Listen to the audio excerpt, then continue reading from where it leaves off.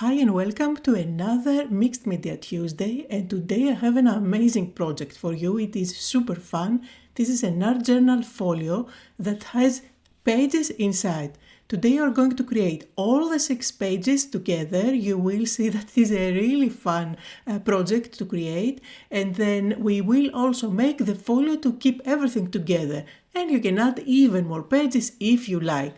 For this project today I will be playing with all and create stamps, dies and lots of fun products, but you can take the idea and recreate something similar with what you have. I did get a box full of their amazing designs, and I tried to use as many as possible so that you can see them in action and choose your favorites. So first, let's start by creating the art journal pages. So for that I used this die that gives you that lovely page with the film strip on the side, and there are 2 layers actually, plus some extra dies that you can cut out bits and pieces to decorate your page if you like. I didn't use those, by the way, I completely forgot about them. But if you want to check out the website, you will find that they have other similar designs, again with the outer strip as well as the inside layer that you can create pages with, and these are also great for cards too. And here's another bigger one that's 6x6, but I'm keeping it for another project probably next week. So using those dies I cut out my pages, and these are going to be the base for the pages, the art journal pages that I will be creating today. Then I want to use the second die for the layering, and for that I decided to go with these packages that have heavy cardstock inside, which is already printed and make great background layers, as you can see here. There is a front and a back that you can use, and there are many different sizes. This is the A6 one, but you will find an A5 as well in different colors and designs. So that's what I will be using for creating the layers, and I did use the other die to cut them out. So with the magic of video editing, here are all the layers ready to go. I do have 6 pages which I will be playing with today, and on top of them I'm going to stick the layers that I just cut out. You can go with the plain back one, which is not as vibrant, doesn't have crazy colors. I will show you both ways, either a very busy and colorful one, or you can use the back. And you can definitely have the choice to create your very own background pieces, of course. So all I'm going to do is to just stick them down one after another, just using some craft glue.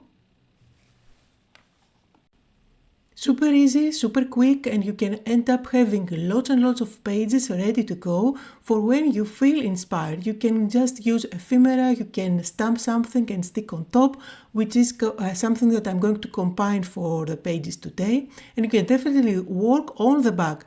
Now, since this cardstock that I was using has a front and a back, if you are quite frugal, you can definitely do this. So here's an idea that I didn't use, but you can definitely do that. You can use those dies one inside the other to cut out a frame, and then you can place that frame on top of one of the background papers. This way you end up having a lovely border on one side, and the back is also usable since it's not just like plain black like I did for my example. Just throwing one more idea if you want to be frugal with your pattern paper. Allen Create has an amazing system for creating backgrounds. They have amazing background stamps, and you can see some of them here. I will be using one of them throughout the video today. And I am going to work on the grace background so that you can see how you can turn it into looking more interesting. So here I'm starting by stamping with one of those background stamps in different areas completely randomly. I'm using black permanent ink, and I'm just going to create some clusters of black here and there. You can definitely start with white paper and do the exact same steps like I'm doing here. It is always helpful, however, when you are creating a big project like I'm doing today for 6 pages and a folio, to start with something already made. So I am going to move on to the next step. And let's add some color. So you see that this is uncoated cardstock that takes coloring really beautifully. As you can see, I'm using my dye ink pads here just to add some color and interest on the background. And you can definitely go with sprays, you can go with your acrylic paints, whatever goes on this paper. I am mixing some colors just to show you that it is really easy to tint the paper and you can create backgrounds the way you like it, especially when you are working with those kind of plain backgrounds. And let's throw in a little bit of green. So you see here I'm just grabbing my dye ink pads and without thinking at all, I don't even know what the focal point is going to be here. I just go ahead and add some color to make them interesting. Let's move on to the next step. And for this step, let's be a little bit messy. I'm going to add some white paint on the background by using my spatula. I am using the spatula completely randomly. I'm just swiping here and there. This is going to cover up some areas if you feel like there are some areas that you don't like or the colors are very vibrant and they will not help your focal points pop. And at the same time, you are faking it till you make it. So just feel more artistic by doing this step and have fun just applying paint here and there. Don't overthink it. Don't cover anything completely. Just add some touches of white paint here and there. The white is really important because I can do the same color on all 6 pages. I'm not introducing any new color, I'm just using the white which matches everything and it makes everything look less busier. Now I did have some extra paint on my table there, so I'm just adding some white splatters at the background. I will be adding splatters at the end when I stick the focal points, but I didn't want anything to go to waste. And now let's use some stencils to add some texture on the background. There are plenty of beautiful background stencils in the collection, but I will be using a couple of them today. For all the pages I'm going with volume paste. Again, it is white, it adds texture, but at the same time it doesn't turn anything look even busier. And by using white I can work on all the pages the same. White is going to complement pretty much any color combination from the background. Now, as you can see, I'm using the same stencil, but I do rotate it. It has all those different areas here and there. So even if you use the same stencil on all the pages, it's not going to look the same. Just use different areas. I am going to use the stencil on one more page, and then again, notice that I'm going completely randomly. I don't know where I'm going to stick the focal points here. I'm just having fun, layer after layer. And I'm working in batches, so I do the stenciling for all the pages, I do the splattering for all the pages, layer after layer. I'm going to clean up my stencil now and let's switch on another one so that you can see another of the stencils in action. Again, I'm going to use this one on the rest 3 pages and with volume paste white one, and I'm going to rotate it using different areas here and there so that they don't look the same. By doing the same steps and using the same products again and again, same stamps, same stencils, same volume paste, it really helps all the pages to have a coherent look so that at the end result is going to look like it is actually part of the same project. Now, finishing touch for the backgrounds, I'm going to use some black acrylic paint and add some black splattering all over the place. This is going to bind somehow the actual page with the black borders. I think it is a lovely finishing touch. Plus, I will be doing stamping with black ink so for my focal point. So I think that having a little bit of black splattering at the back is one of those details that brings everything together. Now all the background pages are ready. You can stop here and work on another day. You don't have to work on the same day like I'm doing here for everything. However, I want to show you that the next step is to add your focal points. You can definitely use stamps for focal points, and I'm going to show you the ones that I will be playing with today. So I have 3 cats, and not only the cats, they give you also lots and lots of designs that you can embellish. And then you have 3 dogs. I will be using all 6 stamps for my pages today, one for every one of the pages. They are really fun and they really have a fun character, all of them. So it was a joy to play with them. Now, of course, you can go the easy way and really quick way. You can use ephemera from any collection that you have. I'm going to combine the stamps with the dogs and the cats with some of the ephemera so that I can put together the pages quicker, although in the stamp set they give you designs to create a little scene as well. So you can just mix and match whatever you have. I think that these create beautiful settings, beautiful scenes for the animals to live in. So let's start. I'm going to first stamp my cats. At this stage you need to decide how you're going to color your images.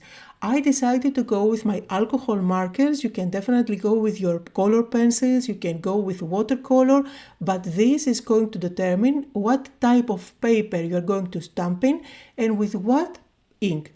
So here, for example, because I decided to go with alcohol markers, I'm using a black alcohol-friendly ink. If you want to go with watercolors, you can stamp on watercolor paper and just use a permanent ink, which is not going to smudge or smear. And here I'm using my tree blends. These are my alcohol markers. I love them because they have 3 colors in one barrel, so I don't have to go through the markers and find what blends nicely together. It is just a quick way, since I'm not a big fan of coloring for ages and blending again and again. So just some quick coloring that I'm doing here, and then I will move on and do the cutting. Now for the fuzzy cutting, just make your life easy. You can see there are animal fur as well as whiskers that they just go outside of the main design. Don't worry at all about those, just chop them off. I'll show you what we will do on the finished project so that we end up having every little detail. Another little trick that I like to do when I do fuzzy cutting is to either ink up the edges with a blending brush, or you can use a black alcohol marker and go all around the edges like I showed you here. This is going to cover up any mistakes and it's going to look just perfect. Now I'm going to show you what we're going to do to get back all those little details with the whiskers and everything. So I'm going to stamp the cat again directly on top of my background. This way I will end up having all the details and then I can stick the cat on top of that. I'm going to show you in detail how I put together this page, and then all the steps are the same for every one of the other pages.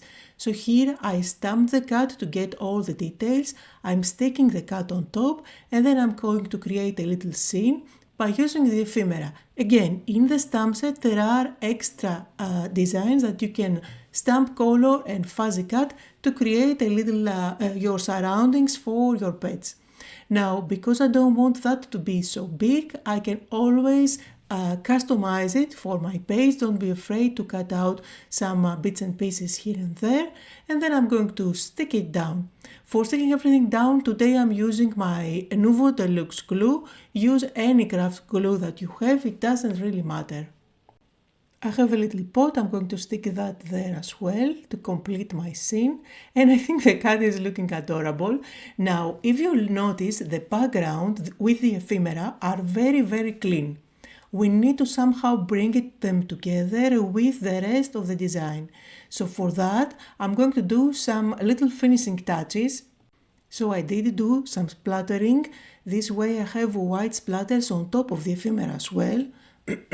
I'm also using my background stamp and stamping here and there. Don't overdo it, just a little bit on top of the focal points, which is going to give the same detail as the background and bring everything together. And of course you can definitely do some doodling with a black and a white gel pen.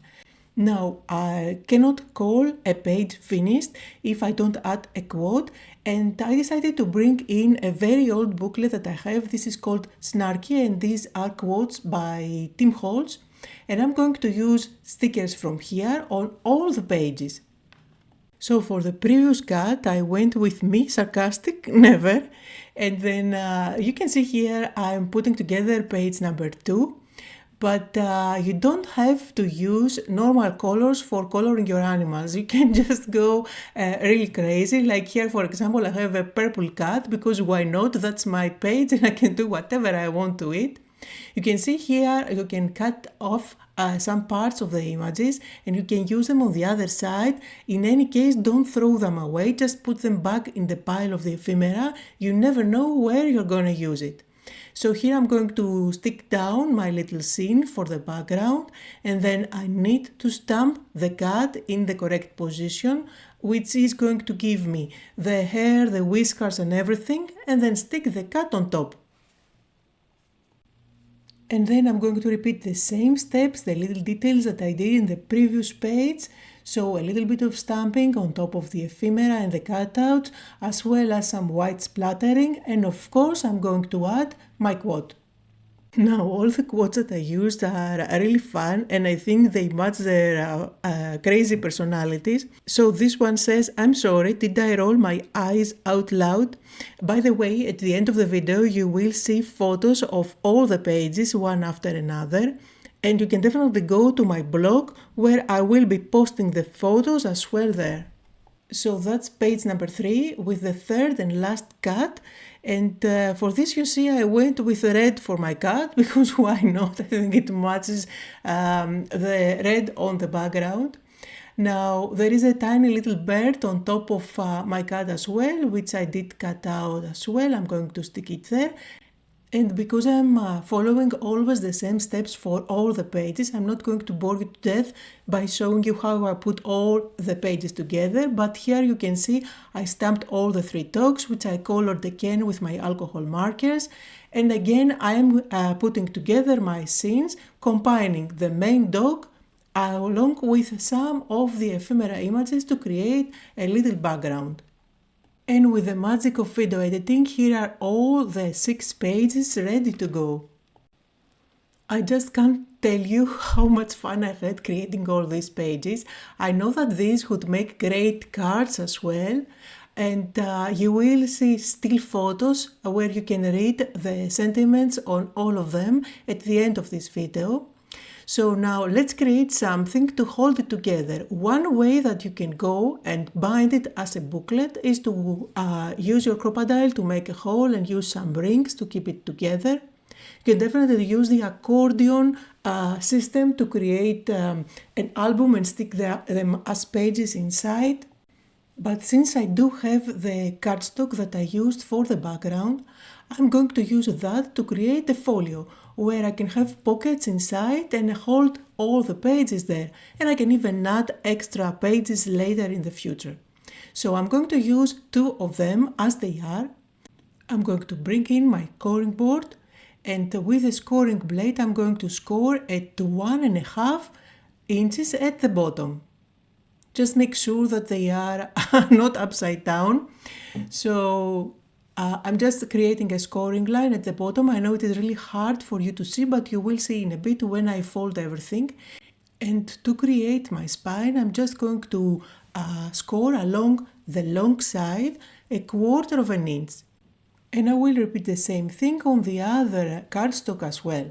So this way I have 2 scoring lines on each one of those cardstock. A small one, 1/4 inch along the long side, and at the bottom 1.5 inches.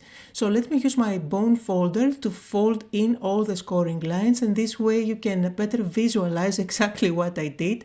So this is my easy way of creating a folder with pockets. Super easy. You can use any cardstock that you have at home, but it was really fun that I was able to use the same one as I used for the background. So of all the pages, so this way everything looks really coherent and it is a gorgeous project to hold on. So all I did was cut off from each one of those panels that little rectangle where those folding lines were touching, and then I just angled those corners. This way I create the flaps, so all I need to do now is to add some double-sided tape, and I went with my red tape, which I know is very strong, to stick those panels together, and this is going to create the spine. Then a couple of little strips of that red tape to hold those flaps together. And if you notice, for the flaps I used red tape only on the outside. I left the inside flap kind of moving easily. So all I have to do now is to just add the pages inside, and you can call it done. If you want, you can add some closure. What I did was just use my crocodile, and I added a couple of holes on the front and in the back cover. So here I just eyeballed about the center. I'm using the crocodile to do the hole, and then I will repeat the same process for the front cover. And the video by this point is getting huge. I hope you are still with me as I am putting together the last steps to create the closure for my folio. Don't forget to leave a comment down below and let me know what you think about this project. I definitely had lots and lots of fun creating it. So now I'm going to use an eyelet at the front and also a reinforcement ring. Just use the crocodile to secure it down, and at the back I'm going to repeat the same process, but I'm also going to trap that string in between. So you can easily wrap around the string, around that arginal folio, and keep everything together. Now, if you want, you can definitely use your corner chomper to round the corners. I did that only on the top two corners, but you can definitely do that at the bottom if you like. And that's it. The project is finished. I hope that you had fun, that you got inspired. You will find links to both US shops as well as UK, where you can get all the products. You can see here close-up photos on all the pages that I created today. Thank you all so much for joining me, and I'll see you all next time.